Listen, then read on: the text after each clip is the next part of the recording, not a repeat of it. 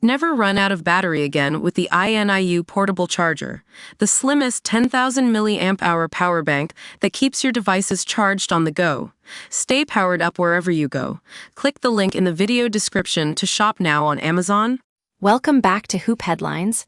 I'm your host, and today we're breaking down a wild play-in game between the Memphis Grizzlies and Golden State Warriors that's got everyone talking.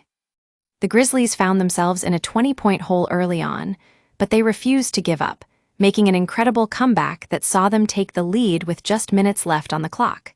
However, it wasn't all smooth sailing for Memphis. According to the NBA's last 2-minute report, officials made multiple crucial mistakes that could have easily changed the outcome of the game. We're talking about 4 errors in the final 2 minutes alone, folks. Now, you might be thinking, what did they miss? Well, let me tell you, Ja Morant was fouled by Steph Curry on a ball steal with just over 7 seconds left. But the NBA's report claims that there were no foul calls made, which means the Warriors would have had possession and potentially won the game if they'd capitalized on that opportunity. But wait, it gets better. The Grizzlies were then called for a 5-second violation after Ja Morant knocked the ball away from Curry, only to have the Warriors keep possession despite it clearly going out of bounds. That's where things get really interesting, because the NBA said there was no foul call on Santi Aldama, who got into some trouble on that play.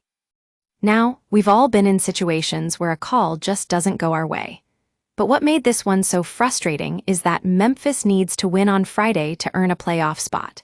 So, you can imagine the stress levels for the team and their fans, but at least they got to relive some of that drama by watching the play-in game footage.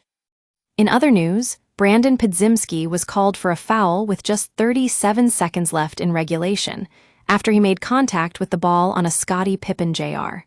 shot attempt. However, according to the NBA's report, it turns out that there actually wasn't any contact, which is crazy.